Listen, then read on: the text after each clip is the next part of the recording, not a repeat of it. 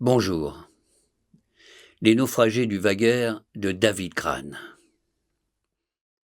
C'est avec un souci de précision et de réalité historique, appuyé par une pléthore de documents, que David Crane étaye son récit d'une des multiples catastrophes navales dont regorgent les marines de guerre, aussi bien espagnoles, françaises et britanniques, du XVIIIe siècle.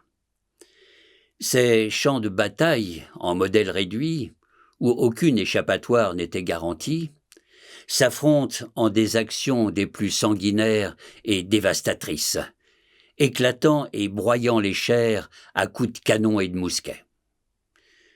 Toutes ces batailles navales, ces pugilats aquatiques, se soldent souvent par le naufrage de navires, pouvant contenir à leur bord, pour certains d'entre eux, plus de 1000 hommes d'équipage et quelques 100 canons.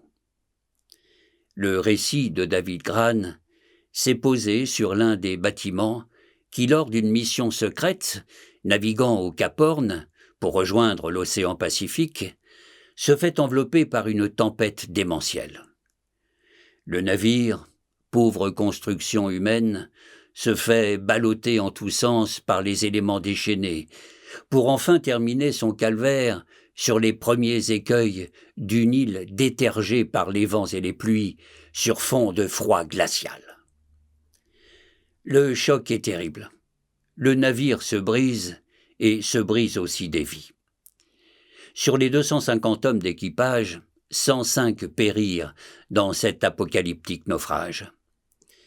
Le récit de David Crane nous retrace l'épopée de ces 145 rescapés, dont seulement une trentaine purent regagner l'Angleterre, après un long périple aux rebondissements les plus inattendus, aussi palpitants que cruels. Mais, par avance, David Crane nous prévient sur les conditions mêmes et la discipline qui régnait sur ces navires, et plus en amont encore sur le recrutement des équipages.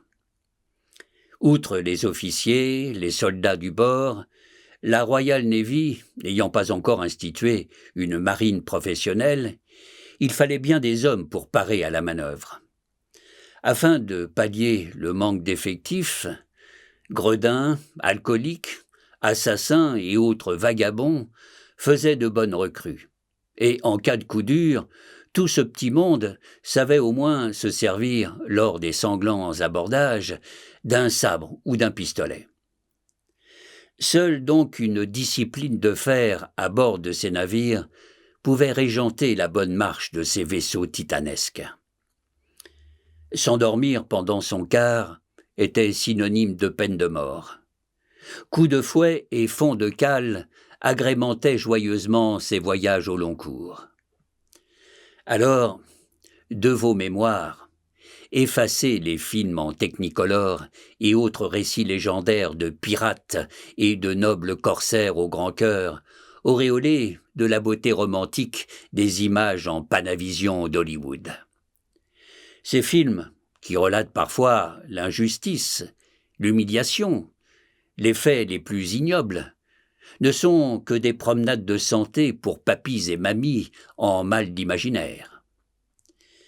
Ils nous transférisent par identification à de futures carrières aventureuses d'aventuriers aventureux, ou d'astronautes, marins modernes de l'espace interplanétaire, qui à ce jour ne sont que cantonnés dans une boîte de conserve de l'espace proche et que l'on nomme communément l'ISS. Dans ce climat hors temps, fantomatique, où paramètres et repères ne sont plus que des mots abscons, les journées et les heures enchaînent leur lot d'infortunes.